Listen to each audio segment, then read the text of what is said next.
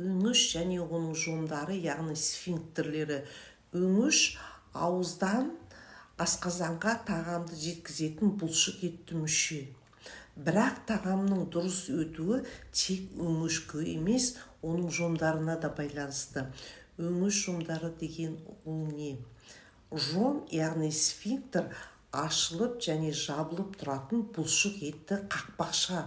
Олардың қызметі тағамды дұрыс бағытта өткізу және кері қайтаруына жол бермеу. Өңіштің негізгі екі жомы болады. Біреу жоғарғы өңіш жомы, ол жұтқыншақ пен өңіштің арасында орналасады. Оны атқаратын қызметі қандай?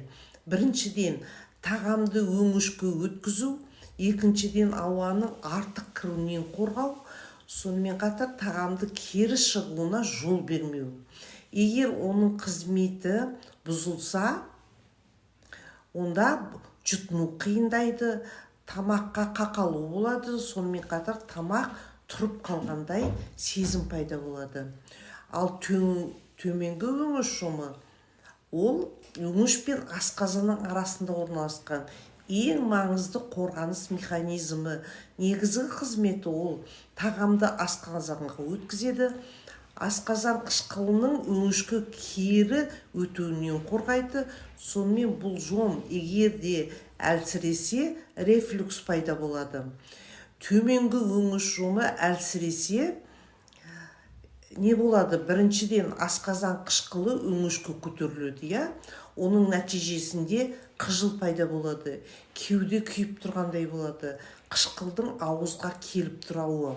Сонымен қатар созылмалы жөтел болады, өңіш қабынады.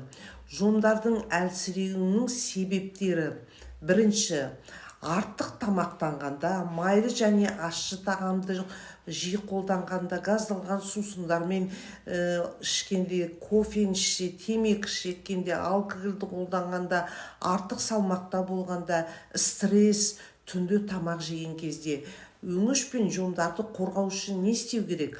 Тамақты аз-аздан жеу керек. Сонымен қатар тамақтан кейін бірден жату ол мүлде дұрыс емес. Ұйқы алдында 3 сағат кемінде тамақтануды тоқтату керек. Сонымен қатар артық салмақты бақылап отыру керек. Қыжылды елемеу ол дұрыс емес, дер кезінде емделу керек. Дұрыс тамақтанып керек, Егер сізде осы белгілердің біреуі болатын болса, онда өңіш деп жаза кетіңіз, менің парақшама жазылып лүпіл қойыңыз, мен сіздің жекеңізге толық ақпарат беремін.